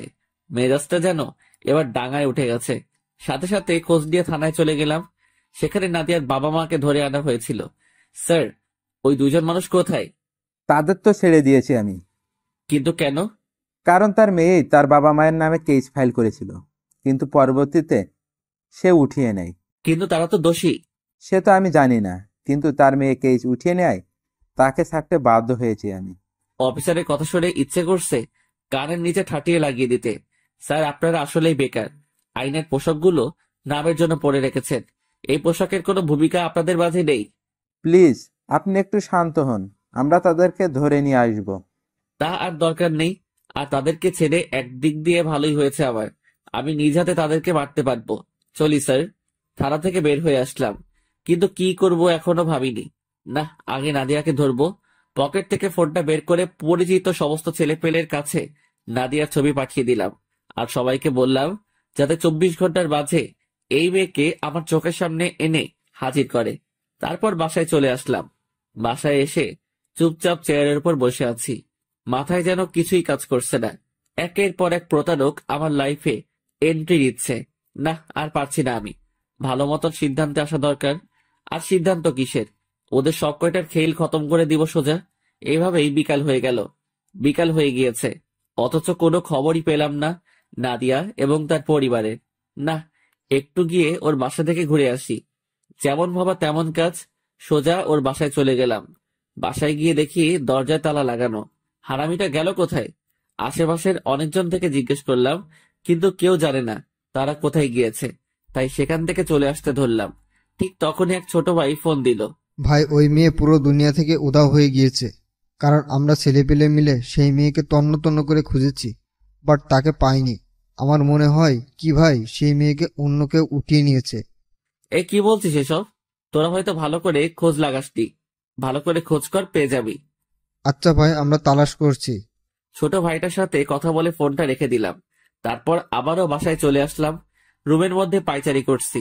কখন কে নিউজ দেয় যে তাদের সন্ধান মিলেছে সেই আশা নিয়ে। রাত 9টা বাজে, কিন্তু কেউ কোনো নিউজ দিল না। ঠিক তখনই আব্বু ফোন দিল। হ্যাঁ বাবা, বলো। তুই কাল সকালে বাড়ি চলে আয়। বাবা, হঠাৎ বাড়ি যেতে বলছো? আমার তো ক্লাস চলছে। আর তাছাড়া এদিকে একটা ঝামেলা হয়ে গিয়েছে। আমি ভেবেছিলাম নাদিয়া তার বাবা মাকে পুলিশের হাতে তুলে দিয়েছে, আর সে হয়তো এসবের মাঝে নেই। কিন্তু এখন জানতে পেলাম আসল গুটিবাজটা নাদিয়াই। সে তার বাবা মাকে বাঁচানোর জন্য আমার সাথে জঘন্য চাল চেলেছে। তোর কলেজ নিয়ে কোনো চিন্তা করতে হবে না। আর তাছাড়া নাদিয়ার পুরো পরিবারকে আমি উঠিয়ে নিয়েছি। তুই কাল সকালেই বাড়ি চলে আয়। তোর মা তোর জন্য মেয়ে ঠিক করেছে। আগামী শুক্রবার তোদের বিয়ে। বাবার কথা শুনে থ হয়ে গেলাম। কি বলছে বাবা এসব? বাবা, হঠাৎ আবার বিয়ে নিয়ে তোমরা উঠে পড়ে লেগেছো কেন?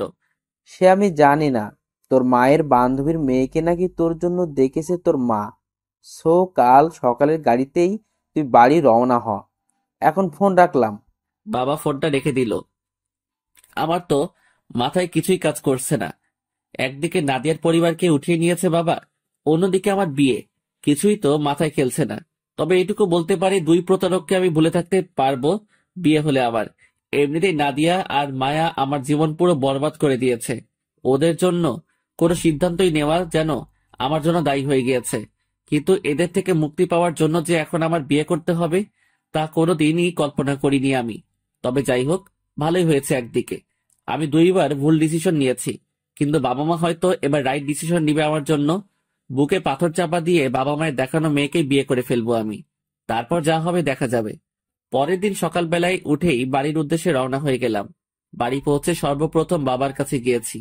বাবা, ওই ক্রিমিনালগুলো কোথায়? কাদের কথা বলছিস তুই? বাবা, নাদিয়া এবং তার পরিবারের কথা বলছি। ওদের সাথে আমার কিছু হিসাব নিকাশ বাকি আছে। তোর ওদেরকে নিয়ে কোনো হিসাব নিকাশ করতে হবে না। ওদের আমি জায়গা মতন আটকে রেখেছি। আর তাছাড়া আমি নাদিয়ার বাবাকে জনসম্মুখে নাকে খড় দেওয়াইছি। ওদের সাজা ওরা পেয়ে গেছে। বাবা, নাদিয়ার বাবাকে না হয় তুমি শাস্তি দিয়েছ, কিন্তু নাদিয়াকে তো দাওনি, তাই ওকে শাস্তিটা আমি দিব। ও অনেক বড় হারামিগিরি করেছে আমার সাথে। আকাশ, সেও কানে ধরে মাপ চেয়েছে। আর তাছাড়া তার প্রতি যখন তোর এত ক্ষোভ, তাহলে সেটা কিছুদিন পরেই মিটাস। আগে তোর বিয়েটা ভালোই ভালোই হতে দে। আচ্ছা বাবা। আর শোন, এই যে দেখ মেয়ের ছবি। বাবা, তোমরা দেখেছো? তাতেই আমার চলবে। আমার মেয়ের ছবি দিয়ে কোনো কাজ নেই। আমি জানি তোমরা কোনোদিন আমার জন্য খারাপ জিনিস পছন্দ করবে না। সো তোমাদের দেখাতেই আমার দেখা হয়ে গিয়েছে। তুই আসলেই আমার বংশের আলোক রশ্মি। সত্যি, তোকে নিয়ে আমার গর্ব করা উচিত। বাবা, কি যে বলো না তুমি। সত্যি বলছি। আচ্ছা যা, এবার সবার সাথে দেখা কর। আমি জানি তুই বাড়ি ফিরেই আমার রুমে এসেছিস। সো যা, তোর মায়ের সাথে দেখা কর। আচ্ছা বাবা। তারপর নিচে এসে সবার সাথে দেখা করলাম। পুরো বাড়িতে আমার বিয়ের হই হুল্লোড় লেগেছে, কিন্তু আমার মনে কোনো ধরনের আমেজই নেই। কারণ নাদিয়ার গালের চামড়া যতটা সময় আমি উঠিয়ে না ফেলবো, ততটা সময় আমার শান্তি লাগবে না। আর তাছাড়া মায়ার সেদিনের কথাগুলো আমার ঘুমকে কেড়ে নিয়েছে। সেদিনের পর মায়াকে আর আমার চোখের সামনে দেখিনি। ভিতরে ভিতরে কেমন যেন একটা খারাপ লাগা কাজ করছে। আর তার কুকর্মগুলো চোখের সামনে ভেসে উঠছে। সে আমায় কিভাবে যে প্রহার করেছিল, সেদিন আর একটু হলে মরে যেতাম। এইভাবে দেখতে দেখতে বিয়ের সময় চলে আসলো। আগামীকাল হলেই আমার বিয়ে। সারা বাড়ি একদম মানুষজন দিয়ে গমগম করছে। এক কথায় বিয়ের আমেজ বলতে যেটাকে বোঝাই, কিন্তু আমার মনে তেমন কোনো আমেজ নেই। এখানে এসেছি পর্যন্ত মায়ের কথাই বারবার মনে পড়ছিল। তবে কিছুই করার নেই আর, কারণ বাবা মা মেয়ে ঠিক করে ফেলেছে আমার জন্য। যত যাই হোক, বাবা মায়ের ঠিক করা মেয়েকেই বিয়ে করে নিব আমি। পরে সেদিনের মতন ঘুমিয়ে পড়লাম আমি। পরের দিন সকালবেলা ঘুম থেকে উঠতেই দেখি সারা বাড়ি সাজানো গোছানো। ডেকোরেশনের লোক এসে সারা বাড়ি বিয়ের জন্য সাজিয়েছে। আর কিছু সময় গেলেই আমার বিয়ের কাজকর্ম শুরু হয়ে যাবে বাড়িতে। ঠিক সেই সময় রাফির নাম্বার থেকে ফোন এলো। মনে মনে ভাবলাম সে তো আসার কথা আজ সকালে, হয়তো বাড়ির পথ চিনতে পারছে না, তাই ফোন দিয়েছে। ছেলেটার সাথে আমার রক্তের মতো সম্পর্ক হয়ে গিয়েছে। তাকে ছাড়া কলেজের আর কাউকেই ইনভাইট করিনি। এক কথায় কলিজার বন্ধু বলতে যাকে বলে। হ্যাঁ রাফি, বল। আকাশ, তুই যেখানে আছিস না কেন, তাড়াতাড়ি মেট্রোপলিটন হসপিটালে চলে আয়। কারণ মায়া আর দুনিয়াতে নেই। সে সুইসাইড করেছে। রাফির মুখে এমন কথা শুনে আমার পায়ের নিচ থেকে যেন মাটি সরে গিয়েছে মতন অবস্থা। হাত থেকে ফোনটা ফ্লোরের উপরে ছিটকে পড়ল, আর আমি ঠাস করে ফ্লোরের উপরে বসে পড়লাম। এদিকে রাফি হ্যালো হ্যালো করে চলেছে ফোনে। ফোনটা ফ্লোর থেকে উঠিয়ে কানে ধরলাম আবার। রাফি, কি শুনাইলি এটা তুই আমায়? আমার তো দুনিয়াদারি পুরো আদার হয়ে গিয়েছে। আকাশ, সত্যি বলছি, মায়ের যে অবস্থা, তাতে তাকে মৃত বলেই মনে হচ্ছে। গতকাল সারাদিন নাকি সে সবার সাথে অনেক মিলেমিশে চলে, পরে রাতে গিয়ে সুইসাইড করার চেষ্টা করে। সে একসাথে অনেকগুলো ওষুধ খেয়ে ফেলেছে, যার ফলে তার অবস্থা এখন অনেক ভয়াবহ। তুই প্লিজ তাড়াতাড়ি হসপিটালে আয়। কি? তার মানে এখনো মায়া জীবিত? হ্যাঁ, তবে ডক্টররা ভয়ানক কিছু আশঙ্কা করছে তাকে নিয়ে। রাফি, তুই হসপিটালেই থাক আর মায়ার দেখাশোনা কর। আমি এখনই রওনা হচ্ছি। তারপর ফোনটা রেখে দিয়ে উঠে ফ্রেশ হয়ে নিলাম। তারপর শার্ট গায়ে দিয়ে রওনা হওয়ার জন্য রুম ছেড়ে নিচে নেমেছি। তখনই আম্মু সামনে চলে আসে। কিরে আকাশ, কোথায় যাচ্ছিস তুই? আজ না তোর বিয়ে? মা, রাখো তোমার বিয়ে। এদিকে আমার জীবন নিয়ে টানাটানি শুরু হয়ে গিয়েছে। আমি চললাম শহরে। আরে কি হয়েছে বলবি তো নাকি? এমন পাগলের মতো কেন করছিস? মা, তোমার ছেলেকে কেউ নিজের জীবনের চাইতেও বেশি ভালোবাসে। সে আমাকে না পেয়ে নিজের জীবন মৃত্যুর মুখে ঠেলে দিয়েছে। সো আমি চললাম। তুমি কষ্ট করে বিয়েটা আটকাও। তারপর বাসা থেকে বের হয়ে গেলাম। আম্মু অনেক কয়বার ডেকেছে পেছন থেকে, কিন্তু আমি না শুনে হসপিটালের উদ্দেশ্যে রওনা হয়ে পড়েছি। কারণ এখন সময় নষ্ট করা যাবে না। আমার তাড়াতাড়ি হসপিটালে পৌঁছাতে হবে। নিজেদের গাড়ি নিয়ে রওনা হয়েছি, তাই বেশি একটা সময় লাগেনি হসপিটালে পৌঁছাতে। হসপিটালে পৌঁছাতেই দেখি মায়ার বাবা দেওয়ালের সাথে হেলান দিয়ে বুক চেপে কান্না করছে। তিনি আমাকে দেখতে পেয়ে আমার পায়ে হুমড়ি খেয়ে পড়ে। আকাশ ভাই, আপনি প্লিজ আমার মেয়েকে বাঁচান। ওসি সাহেব, প্লিজ আমার পা ছাড়ুন। আপনার মেয়ের কিছুই হবে না, কারণ ওর কিছু হলে যে আমিও মরে যাব। সো প্লিজ পা ছাড়ুন, আমি মায়ের কাছে যাব। মায়ার বাবা আকাশের পা ছেড়ে দিল। আকাশ আর দেরি না করে মায়ার কেবিনে চলে গেল। গিয়ে দেখে ডক্টরটা মায়ার চেক আপ করছে, আর অন্যদিকে মায়া মৃত মানুষের মতন বেডের উপরে শুয়ে আছে। ডক্টর, আমার মায়ার কি হয়েছে? দেখুন, উনি অনেক পাওয়ারি ওষুধ একসাথে খেয়ে ফেলেছে, যার ফলে ওনার দুটো কিডনি ড্যামেজ হয়ে গিয়েছে। আর তাছাড়া অনেক ব্লিডিং হয়েছে তার নাক মুখ দিয়ে। ওনাকে জলদি কয়েক ব্যাগ রক্ত প্লাস একটা কিডনি ডোনেট করতে হবে, না হয় তিনি চিরতরে এই পৃথিবী ছেড়ে চলে যাবেন। কারণ তিনার হাতে সময় অনেক কম, 48 ঘন্টার মধ্যে ওনার অপারেশন করা অনেক প্রয়োজন। ডক্টরের কথা শুনে থতমত খেয়ে গেলাম। কি করে এমনটা করলো মায়া? যেই মেয়ে কিনা আমাকে দুই চোখে দেখতে পারতো না, সেই মেয়ে আজ আমার জন্য নিজেকে বলি দিচ্ছে। না, যে করি হোক মায়াকে আমার বাঁচাতে হবে। ডক্টর 48 ঘন্টার আগেই মায়ার অপারেশন হবে, সেটা যে কোনো মূল্যেই হোক। আচ্ছা, তাহলে আমরা অপারেশনের প্রিপারেশন নিচ্ছি, আর আপনি সমস্ত কিছুর ইন্তজাম করুন। তবে হ্যাঁ, আর একটা কথা, কেবিনে কিন্তু কেউ প্রবেশ করা নিষেধ, কারণ ওনার এমন কন্ডিশন দেখলে যে কেউ ঘাবড়ে যাবে। না ডক্টর, কেউ কেবিনে আসবে না, আর আমিও একটু পর কেবিন থেকে বের হয়ে যাব। ঠিক আছে তাহলে। ডক্টররা চলে গেল, আর আমি ধীরে ধীরে মায়ার সামনে গেলাম। মায়া চুপচাপ বেডের মধ্যে শুয়ে আছে। মায়ার চেহারা কেমন যেন ফ্যাকাশে হয়ে আছে। ওর শরীরের এমন কন্ডিশন দেখে নিজেকে আর সামলে রাখতে পারলাম না। ফুপিয়ে কান্না করে দিয়েছি মায়াকে জড়িয়ে ধরে। এই পাগলি মেয়ে, ভালোবাসা না পাওয়ায় কেউ নিজের এমন ক্ষতি করে? হ্যাঁ, তুমি কেন এমনটা করলে মায়া? আমি না হয় কষ্ট পেয়ে তোমার থেকে দূরে সরেছি, কিন্তু তুমি তো কষ্ট পাওয়ায় পুরো দুনিয়ায় ছেড়ে দিতে চাইছো। এমন পাগলামো কে করে মায়া? কি হলো, কথা বলো মায়া। আকাশ একটার পর একটা প্রশ্ন করেই চলেছে, কিন্তু মায়া কোনো কথাই বলছে না। সে চুপচাপ মরা মানুষের মতন পড়ে আছে বেডের উপরে। আকাশ মায়ার কোনো রেসপন্স না পেয়ে মায়াকে আরো শক্ত করে জড়িয়ে ধরে। শুধু তাই নয়, আকাশ মায়ার চোখে মুখে পাগলের মতন চুমু খেতে আরম্ভ করে। মায়া, তোমার কোনো কিছুই হতে দিব না আমি। তোমায় যে করেই হোক সুস্থ করে তুলবো। কলিজা, তুমি শুয়ে শুয়ে রেস্ট করো, আর আমি তোমায় ভালো করার জন্য কাজে লেগে পড়ি। মায়াকে কেবিনে রেখে আমি কেবিনে থেকে বের হয়ে আসলাম। কেবিন থেকে বের হতেই দেখি রাফিকে। এই আকাশ, তুই কখন এলি? একটু আগে এসেছি। আচ্ছা বাদ দে এখন এসব কথা। শোন, মায়ার জন্য রক্ত প্লাস কিডনির প্রয়োজন, না হয় তাকে সুস্থ করা যাবে না। কিন্তু এখন এসব কোথায় পাবি?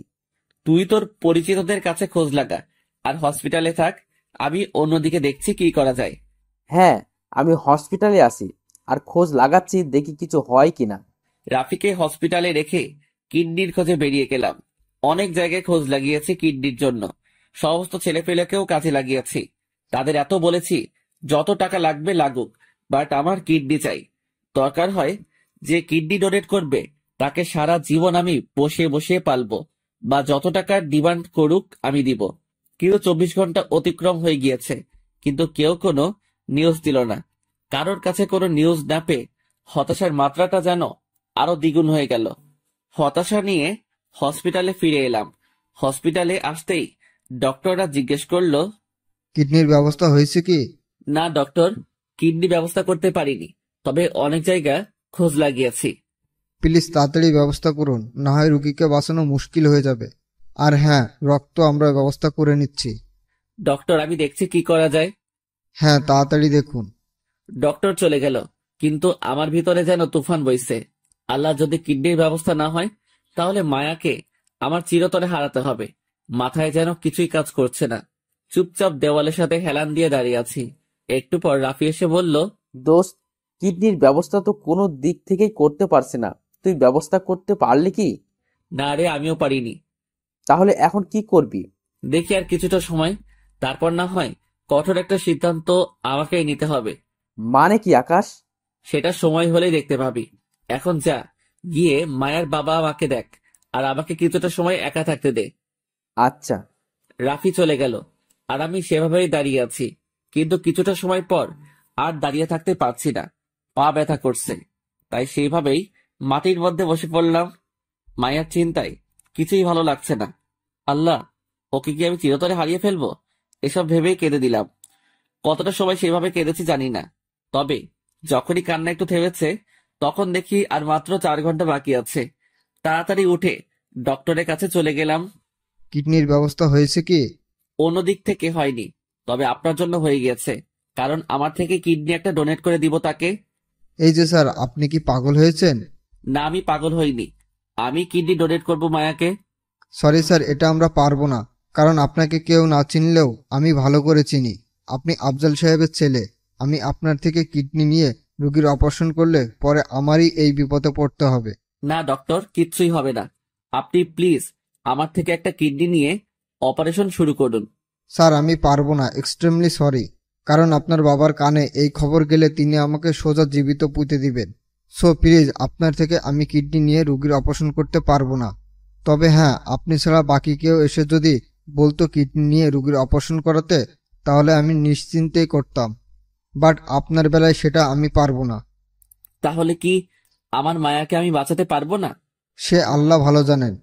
আকাশ ডক্টরের কথা শুনে মাথা নিচু করে রেখেছে।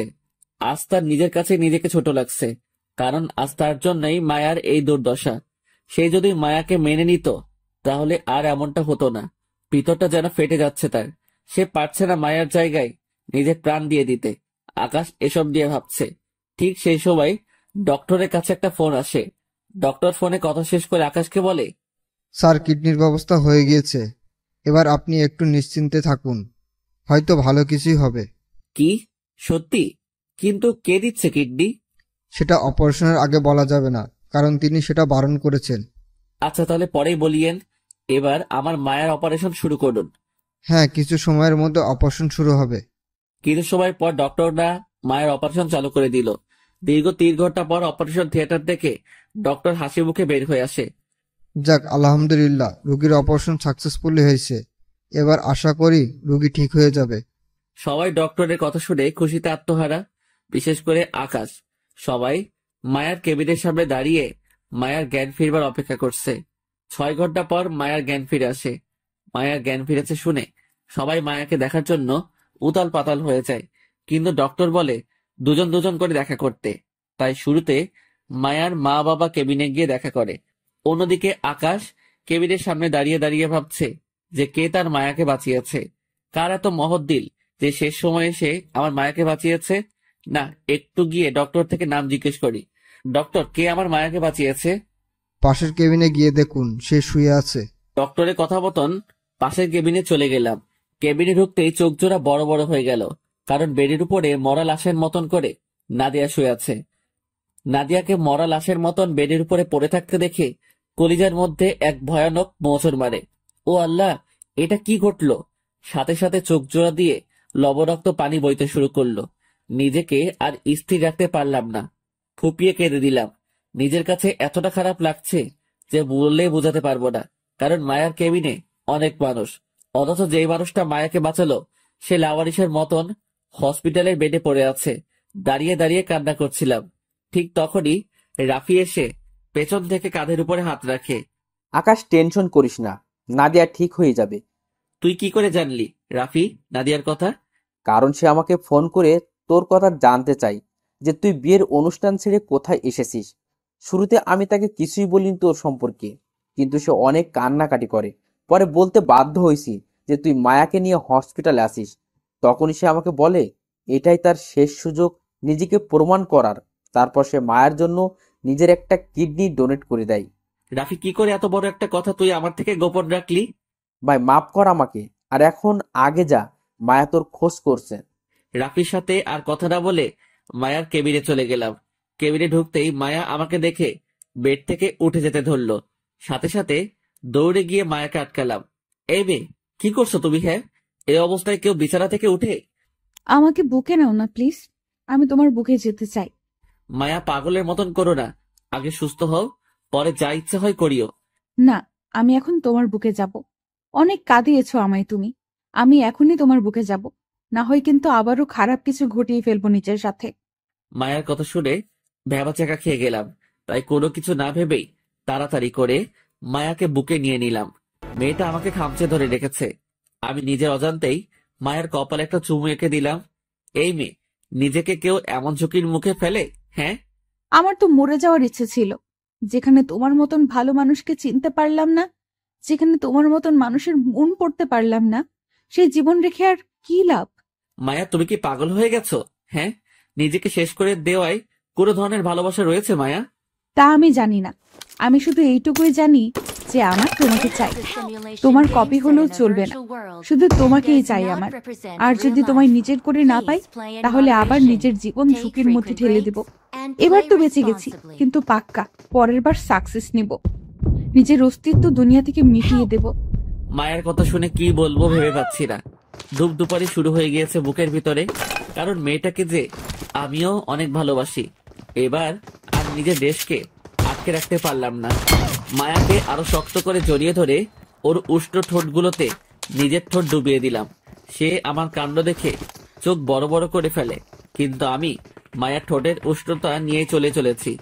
কিছুক্ষণ পর মায়াকে ছেড়ে দিলাম। মায়া, আজকের পর যাতে অমন ধরনের কাজ করতে না দেখি। বললাম তো, তুমি যদি আমার হয়ে থাকো, তাহলে অমন ভুল আর কোনোদিনও আমি করব না। মায়া, আমি তোমার আছি আর তোমারই থাকবো। মাঝে কি হয়েছে সেসব কিছুই ভুলে যাও। আচ্ছা। মায়াকে বুকের সাথে জড়িয়ে ধরে নিয়ে বসে আছি। ঠিক তখনই একজন ডক্টর আর কিছু নার্স রুমের মধ্যে ঢুকে, এই যে স্যার, পাশের রুমে সেই পেশেন্টের অবস্থা তো ক্রমশ খারাপ হতে চলেছে। যেখানে কিছু হলে ওনার হওয়ার কথা ছিল, কারণ তিনি ঝুঁকিপূর্ণ অবস্থায় ছিলেন। সেখানে যার কোনো সমস্যা নাই, তিনি বিপদগ্রস্ত হলেন। ডক্টরের কথা শুনে আবারও কলিজাটা মোচড় দিয়ে উঠল, কারণ এতটা সময় মায়ার দিকে ফোকাস করায় নাদিয়ার কথা একদম ভুলে গিয়েছিলাম। কিন্তু এখন আবার ডক্টর এসে নাদিয়ার কথা মনে করিয়ে দিল। ডক্টর, প্লিজ আপনারা নাদিয়াকে দেখুন। যে কোনো মূল্যেই নাদিয়া সুস্থ হওয়া চাই। ওর সুস্থতার জন্য যত টাকা লাগে আমি দিব, তাও তাকে সুস্থ করে তুলুন। স্যার, টাকার বিষয় না, বিষয়টা হচ্ছে ওনাকে ঠিক করা নিয়ে। আর আমরা কখনোই একটা পেশেন্টের খারাপ চাইবো না। সো আমরা আমাদের মতো ট্রাই করছি। জি ডক্টর, আজ হসপিটালে এসেছি 1 সপ্তাহ হয়েছে। মায়া মোটামুটি সুস্থ, তবে নাদিয়া আগের মতোই, তবে তার জ্ঞান ফিরে এসেছে বহু আগেই। ডক্টররা চেষ্টা চালিয়ে যাচ্ছে নাদিয়াকে সুস্থ করে তোলার। দেখতে দেখতে আরো কয়েকদিন কেটে গেল। মায়া পুরোপুরি সুস্থ, আর সে নাদিয়ার বিষয়েও জানে। অন্যদিকে নাদিয়ার অবস্থা আল্লাহর রহমতে আগের চাইতে একটু ভালো। এর পরের দিন সকালবেলায় মায়াকে বুকে নিয়ে হসপিটালের বেডে শুয়ে আছি। তখনই কেউ একজন এসে আমার বাহুতে আলতো করে হাত রাখে, আর সাথে সাথে আমার ঘুম ভেঙে যায়। আমি চোখ খুলতেই দেখি আম্মু দাঁড়িয়ে আছেন চোখের সামনে। মা, তোমরা এখানে? আজ কদিন হলো বাড়ি থেকে উধাও হয়েছিস তুই। তোর কি কোনো আক্কেল জ্ঞান আছে? তাই আমরাই চলে এসেছি। কে কে এসেছে? তোর বাবা, আমি সবাই এসেছি, আর সাথে নাদিয়ার বাবা মারাও এসেছে। ও, কিন্তু তুই একটা কথা বলতো আমায়, যে তুই আমাদের মায়ের বিষয়ে কিছু জানাসনি কেন? মা, তখন তার সাথে আমার একটু সমস্যা চলছিল, তাই জানাইনি। দেখলি, এই না জানানোর জন্য কত কিছু পোহাতে হলো আমাদের। বিয়ের বাড়ির সমস্ত মানুষ খালি হাতে ফিরে গিয়েছে, আবার আমার বান্ধবীকে মানাতে হয়েছে। এসব যদি আগে জানাতি, তাহলে কিন্তু এসব আর হতো না। সরি আম্মু। হয়েছে, থাক, এখন আর সরি বলে কাজ নেই। আচ্ছা, মায়ের শরীর তো মোটামুটি ভালো, তাহলে ওকে রিলিজ করে নিয়ে বাসায় চল। আর নাদিয়াও নাকি অনেকটা সেরে উঠেছে, তাকেও আর 2-1 দিন হসপিটালে রেখে রিলিজ করিয়ে বাসায় নিয়ে যেতে বলবো। আর শোন, তুই নাদিয়ার বাবা মায়ের উপরে আর রাগ করিস না, কারণ তোর বাবা তাদেরকে জন্মের শিক্ষা দিয়েছে।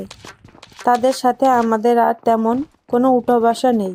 শুধু তোর আর মায়া মামুনির বিয়ে পর্যন্ত ওরা আমাদের বাসায় থাকবে। আচ্ছা ঠিক আছে। মায়াকে রিলিজ করিয়ে নিয়ে বাসায় চলে আসলাম। অন্যদিকে নাদিয়াকে তার 3 দিন পর রিলিজ করিয়ে আমাদের বাসায় আনা হলো। মা বাবা কথা মতন তাদের উপরে কোনো রিভেঞ্জই উঠাবো না আমি। তবে নাদিয়ার সাথে আমার কিছু বোঝাপড়া আছে। বাসায় সিকিউরিটি টাইট করা হয়েছে নাদিয়ার বাবা মায়ের জন্যে, যাতে করে তারা কোনো কিছুই করতে না পারে। এভাবে আরো 2 দিন কেটে গেল। 3 দিনের মাথায় বিকেল বেলায় ছাদে ওঠার জন্য রুম ছেড়ে বের হয়েছি। তখনই দেখি নাদিয়া তার রুমের সামনে চেয়ার নিয়ে মনমরা হয়ে বসে আছে। আমি তাকে দেখে কোনো কিছু না ভেবেই তার কাছে চলে গেলাম। সে আমাকে দেখে চমকে উঠল। সে মাটির দিকে তাকিয়ে আছে, আমার চোখের দিকে তাকিয়ে কথা বলার মতন সাহস নেই যেন তার। কিরে, এভাবে চুপচাপ হয়ে আছিস কেন? এমনিতেই। আচ্ছা, কিছু জানার ছিল তোর কাছে। হ্যাঁ বল। তুই আমার এত বড় সর্বনাশ করতে চাইলি, কিন্তু পরিশেষে তুই আমায় বাঁচালি। এর কারণটা কি রে? বাবার হুমকিতে ভয় পেয়ে গেছিস মনে হয়। না, তেমন কিছু না। আসল কথাটা হলো আকাশ, আমি কোনোদিন তোর ক্ষতি করতে চাইনি, কারণ আমি তোকে মন থেকে ভালোবাসতাম, আর এখনো বাসি। কেউ ভালোবাসার মানুষের ক্ষতি করতে চায় না, সো আমিও চাইনি। তবে যেহেতু আমার বাবা মা ফেঁসে গেছেন, তাই তিনাদের বাঁচানোর জন্য অমন করেছি আমি। তবে বিশ্বাস কর, আমার বাবা মায়ের প্ল্যানের সাথে আমি আগে পরে কখনো যুক্ত ছিলাম না, তাই আমি তাদের পুলিশে ধরিয়ে দেই। আর সবকিছুই সত্যি ছিল, কিন্তু পরে গিয়ে ওনাদের জন্য খারাপ লাগে, তাই তাদের উপর থেকে চার্জ উঠিয়ে নেই। যতই হোক না কেন, তারা আমার মা বাবা। কিন্তু তুই ভেবেছিস আমি ওর তেনাদের সাথে মিলে চাল চেলেছি, তাই তুই আমায় মেরে ফেলতে চেয়েছিলি। পরে আমি নিজেকে বাঁচাতে তোর মুখে স্প্রে করে পালিয়ে আসি। তুই হয়তো ভাবতে পারিসনি যে খারাপ উদ্দেশ্য না থাকলে স্প্রে কোথা থেকে আসলো, কিন্তু আসল কথা হলো আমি নিজেকে সুরক্ষিত রাখার জন্য সবসময় ওই স্প্রে সাথে রাখি। পরে সেখান থেকে পালিয়ে আসলেও তোর বাবা আমাদেরকে ধরে ফেলে, আর আমার বাবাকে ভয়ঙ্কর শাস্তি দেয়। কিন্তু সবকিছুর ভেতরে আমার ভেতরটা শেষ হয়ে যাচ্ছিল যখন শুনলাম তোর বিয়ে ঠিক হয়েছে। অনেক কেঁদেছি তোর জন্য, কিন্তু হুট করে জানতে পারি তুই বিয়ে না করে কোথায় যেন চলে গেছিস। তাই আমি রাফির সাথে যোগাযোগ করি। পরে সে অনেক রিকোয়েস্টের ফলে তোর কথা বলে যে তুই মায়াকে বাঁচাতে পাগলের মতো ছোটাছুটি করছিস, আর আমি সেই সুযোগটাই কাজে লাগাই, কারণ তোর চোখে তো চিরতরে খারাপ হয়ে গেছি আমি। আর সেখানে ভালোবাসা পাওয়া তো আকাশচুম্বী কথাবার্তা। তাই ভাবলাম নিজের উপরে জুলুম করে হলেও তোর ভালোবাসাকে বাঁচিয়ে দিই, যাতে করে তুই ভালো থাকিস মায়াকে নিয়ে। নিজে তো ভালোবাসা পেলাম না, তবে নিজের ভালোবাসার মানুষটাকে হ্যাপি করার ট্রাই করেছি। জানি না তুই আমায় মাফ করবি কিনা, তবে বিশ্বাস কর অনেক শান্তি পেয়েছি তোর আর মায়ের জন্য কিছু করতে পেরে। তবে ভেতরে অনেকটুকু কষ্ট জমে আছে তোকে না পেয়ে। আমার ভাগ্যটাই খারাপ রে, যে নিজের মা বাবাকে বাঁচাতে গিয়ে নিজের ভালোবাসাকে হারালাম। নাদিয়ার কথা শুনে নিজেকে আর সামনে রাখতে পারলাম না। নিজেকে এত বড় অপরাধী মনে হচ্ছে যে বলে বোঝাতে পারবো না। সাথে সাথে নাদিয়ার হাত শক্ত করে চেপে ধরলাম। চোখ দিয়ে টুপ টুপ করে পানি ধরছে, কারণ মেয়েটার তো কোনো দোষ নেই। ভাগ্য তার সাথে এই নির্মম খেলাটা না খেললে সে আজ আমার হতো। হ্যাঁ পাগল, কাঁদছিস কেন? হ্যাঁ, আমার ভাগ্যটা খারাপ রে। থাক, আর কাঁদিস না। তাহলে তুই কাঁদছিস কেন? তুই কি বুঝতেছিস নাদিয়া আমার কতটা কষ্ট হচ্ছে তোর জন্য? আকাশ, থাক, আর আফসোস করিস না।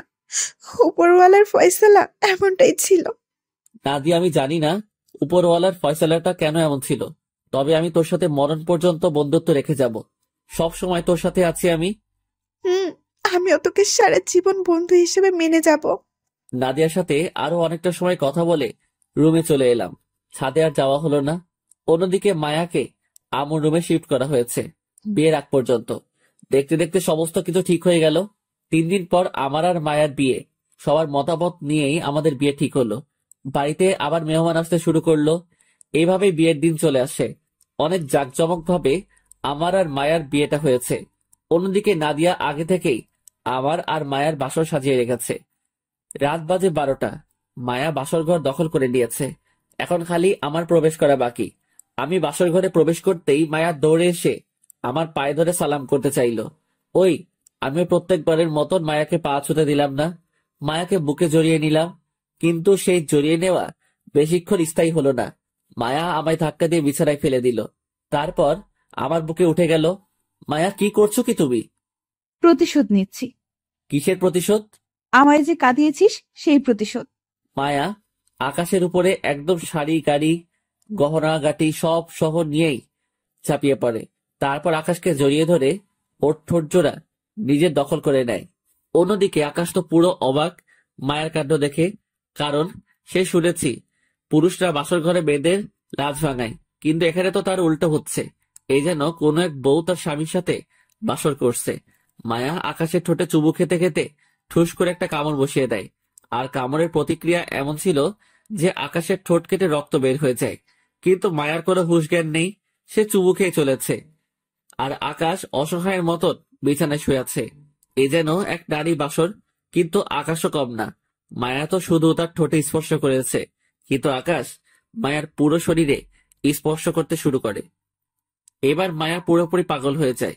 সে শরীরের সমস্ত শক্তি দিয়ে আকাশকে নিজের বাহু ডোরে জড়িয়ে ধরে।